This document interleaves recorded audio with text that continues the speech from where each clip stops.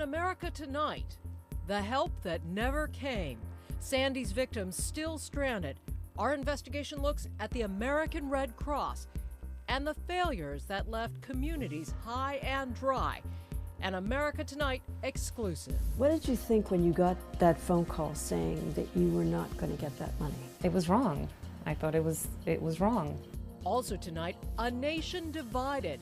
Why Native American communities fear an outside threat that could take their children away. But I think I get emotional thinking of what was lost with, how many kids we lost already. And looking back, what the world could have seen. Early signs of Hitler's most evil visions.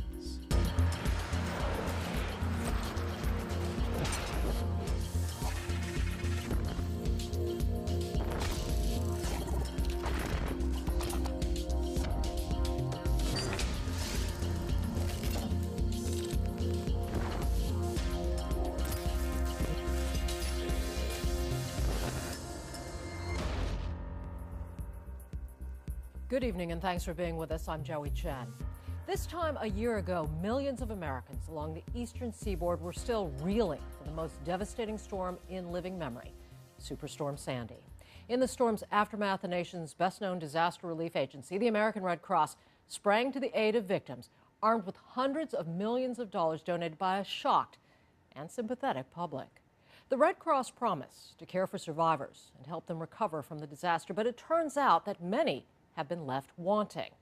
Our exclusive investigative report from America Tonight correspondent Sheila McVicker.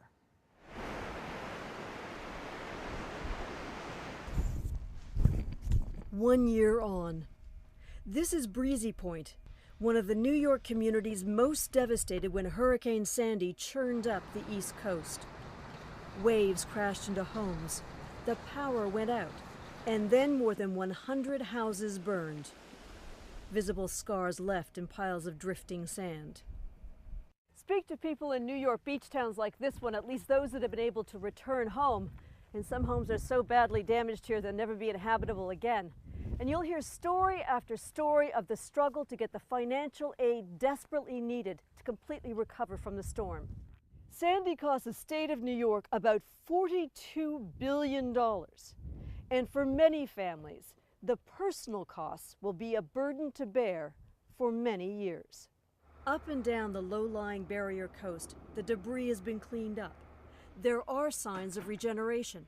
Construction crews are everywhere. But for many of Sandy's victims, the long nightmare of destroyed or damaged homes is not yet over. And the search for help is frustrating, so frustrating. It was like a lie. There was no reliability. It was just a betrayal. Rosaline Fernandez is a high school Spanish teacher. Do you remember the name of the movie? With her 3 children, she's now living in a tiny apartment. It's all she could find or afford after Sandy. I had lost everything. I'd lost my car, all the furniture, the kids' clothes. A block from Jamaica Bay, she lived on the 2nd floor of this building. A year later, still not repaired. The first floor was completely washed out. There was mold, funky smells, there was water. Bay water met seawater, met sewage. And then there was the fully stocked deli. We lived above a deli. There was the food that went bad. It was pretty bad. And FEMA told you needed to get out? Yeah, they just looked at the outside and they were like, why are you here? Why are you still here? The little kid. For months, Fernandez and her children were forced to live in a hotel. And then the Red Cross said they could help. I spoke to the caseworker who also said that there was, they called the Move-In Assistance Program, and he said that I would be eligible for money to move into a new place and that all my household items would be replaced. The Red Cross raised more money than any other agency to help the victims of Hurricane Sandy, $308 million. They created the Move-In Assistance Program to help people get back into their storm-damaged homes or to find new ones. They say so far they have spent $15 million helping 2,800 households on that program alone. And the Red Cross says they can give you how much money? So they said $10,000 They said the max for the household items was about $6,000. The other would be for broker's fees, for deposit, and for the first month's rent. What did they tell you they needed for you to get the money from the Red Cross? Find a place, submit a W-9 and the application, and that was all I needed. And you will get this money as soon Yes, as you find a place? as soon as you find a place. But that's not what happened. Not for Fernandez or for what current and former Red Cross workers say happened for an estimated 1,000 other Sandy-devastated households. Families who were denied badly needed assistance, they say they have been promised when the Red Cross suddenly changed the interpretation of its eligibility criteria last May. Ben Smilowitz is a former Red Cross volunteer. He worked Hurricane Katrina. He's the founder of the Disaster Accountability Project, a nonprofit aiming to improve transparency in relief organizations. There are hundreds of people across New York that were all told that they would be assisted or they were eligible for assistance and did homework for the Red Cross, jumped through hoops to collect information, took days off from work, and only to find out that they weren't eligible in the first place. People like car parts salesman Tom Clemens. How high was the water here? Well, I'm 5'8", so if you take, about around where my neck is, it was right around here. Wow. Clemens' home in Freeport, New York, backs onto a canal. Sandy's tidal surge buckled his dock and sent water flowing through the windows into his first floor. A year later, water-rotted walls are still half gone, and papers are still drying out in what had been his office. Just like you could say, all right, it's at 1 foot, it's at 2 feet, if it's at 3 feet.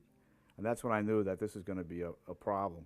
Anything that I had propped up down here was not high enough. And things floated that I never would have imagined. These are the documents you sent off to the Red Cross. Yes, ma'am. Clemens also applied for Red Cross assistance. I was a victim of Superstorm Sandy. I suffered a financial loss.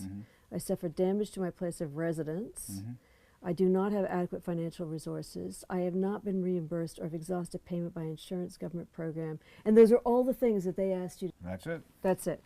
How much do you think it's going to cost you to fix all this? The way it works is you go around in circles. He found a contractor who prepared a detailed estimate, pages long, all at the request of the Red Cross. Then he says he got 2 phone calls telling him his application was denied. That was it, nothing else. I haven't heard from them since. Probably my application's in the garbage bill. When we return, more of this exclusive America Tonight investigation, part 2 of Sheila McVicker's report. A relief organization adds to the stress after Sandy, uncovering the shift in commitment next.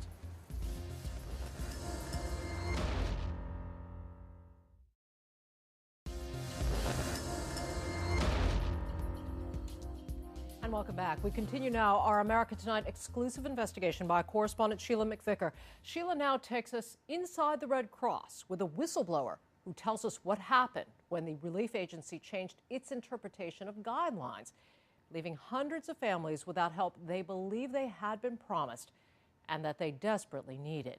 We should add that we did ask the Red Cross for an on-camera interview. The request, though, was declined.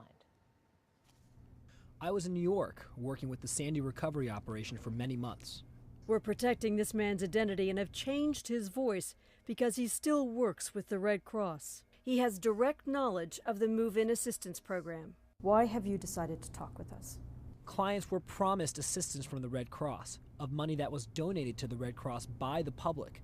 These people have now been homeless or displaced for about a year. They were made promises from the Red Cross, and the Red Cross failed to honor these promises. In the aftermath of Sandy, the Red Cross launched its move-in assistance program last December. Red Cross workers in New York at the time told us they were instructed how to interpret the program criteria. Each case passed through multiple layers of approval until last May. Why were there so many cases where there were people who were in the pipeline and then all of a sudden were not being processed?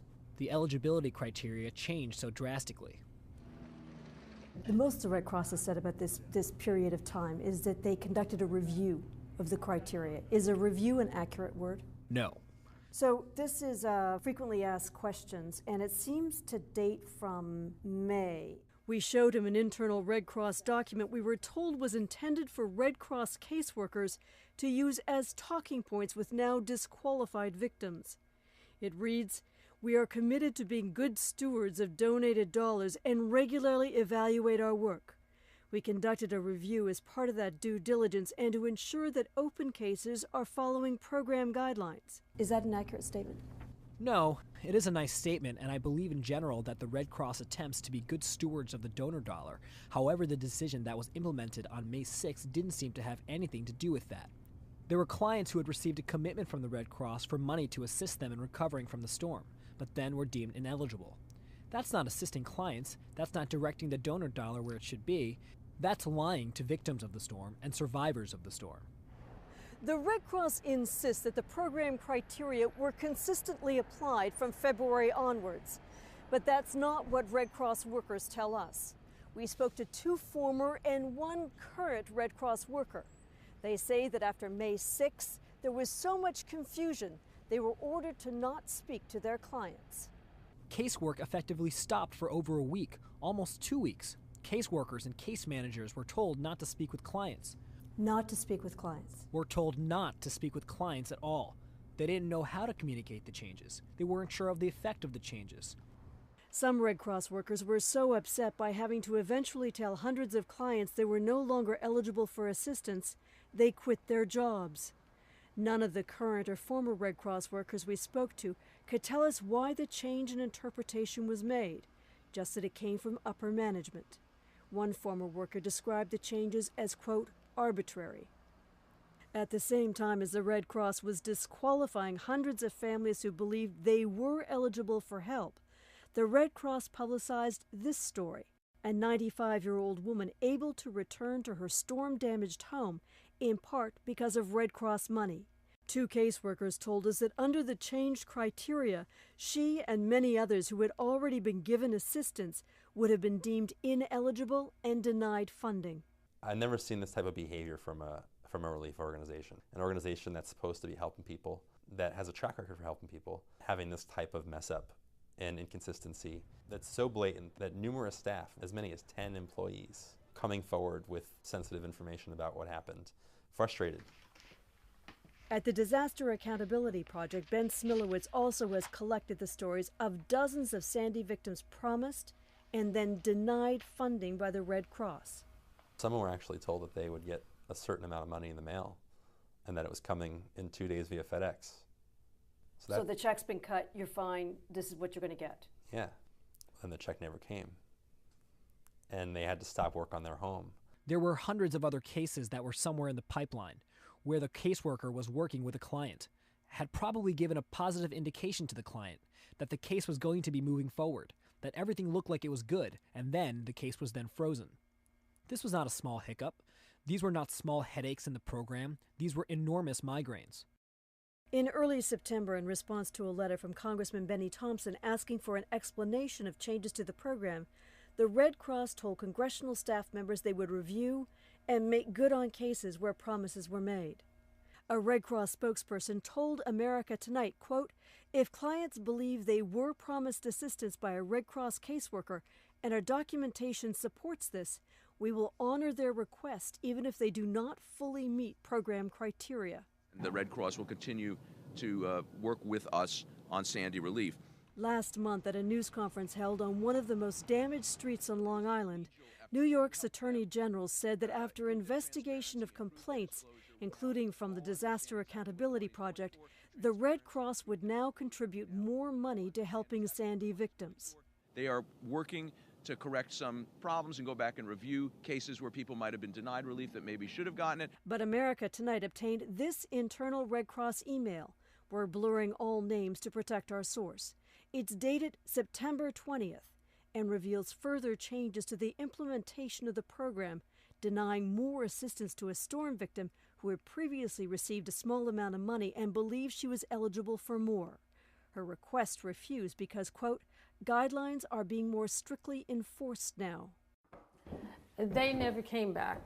Laura DeVito is one of those who has had her case reviewed and denied a second time. And then it started to leak. I am hoping that my boilers will hold out. And if they don't, then I'll borrow money. I'll use my credit cards again.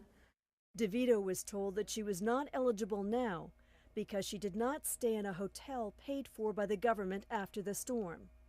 But she has a pet. That would have been one of the exceptions that they should have allowed, because most hotels will not take a pet. Those criteria also fail to consider those who stayed with family or friends, or those who stayed in their damaged homes to protect them, one of the ways in which former workers described the program as arbitrary. I met the nice teacher. After a year of uncertainty, after losing her home and almost everything else, Rosaline Fernandez is trying to move forward. She says she feels that door after door has been shut on her and her family. And what hurts most is the refusal of the Red Cross to help.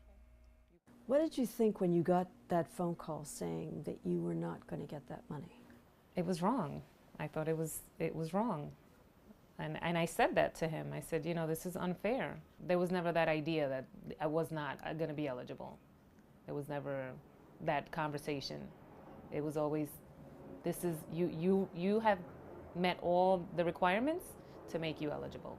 And then all of a sudden the requirements change and now you're no longer eligible.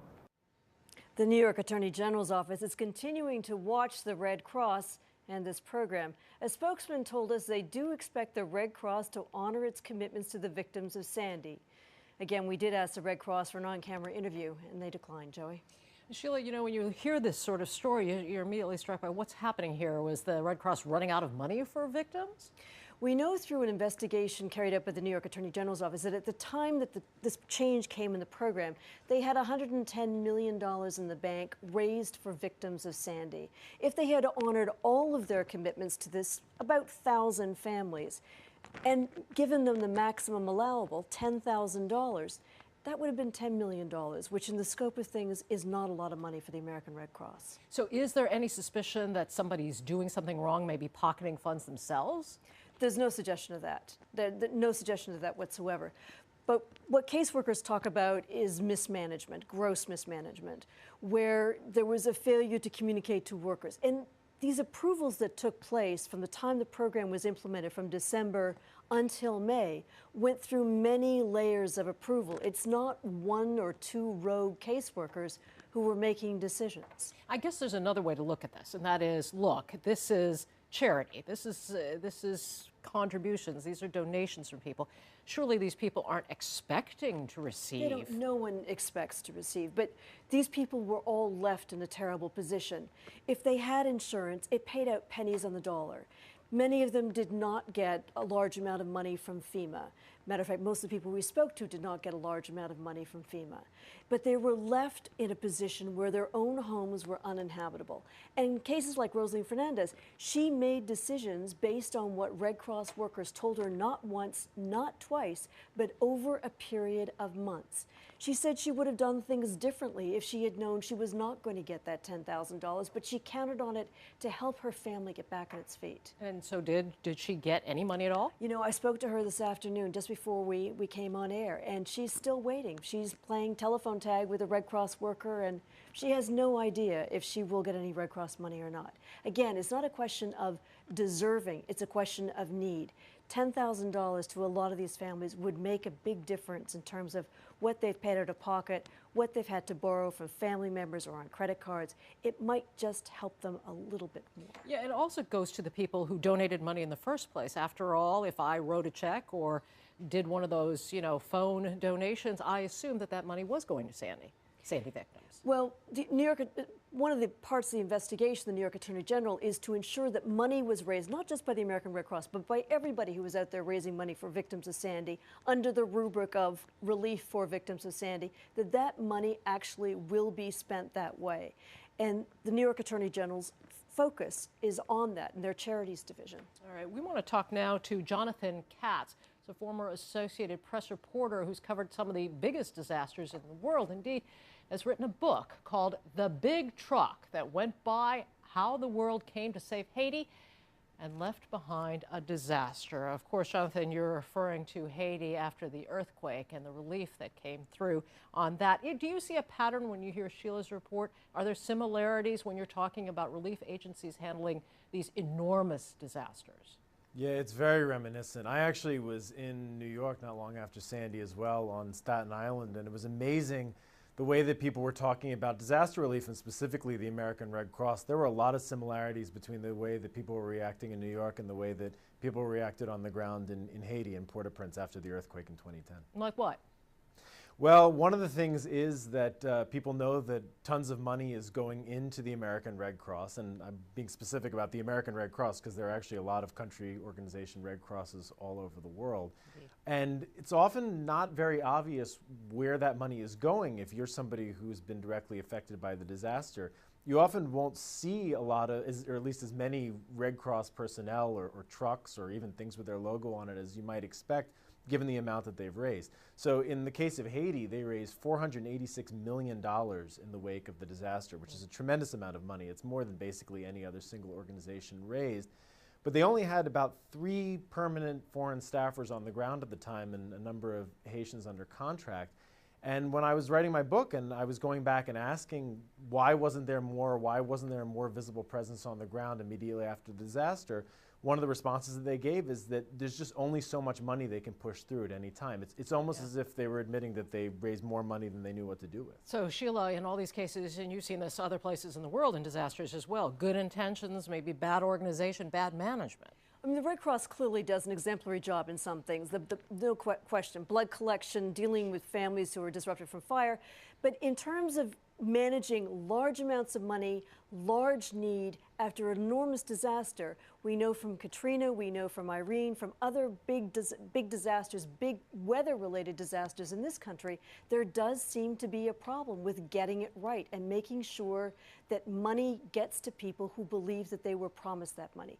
That's why you've got this investigation in New York, because there are people who are saying, wait a minute, you told me that you could help me, and now you're telling me you can't. Right.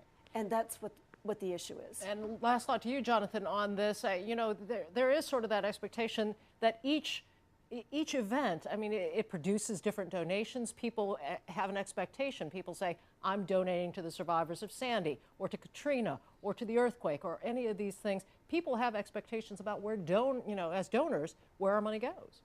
Yeah, and the thing is that the American Red Cross it's a big brand name. I wrote a piece after Sandy in which I compared it to Coca-Cola. It's basically the Coca-Cola of disaster relief.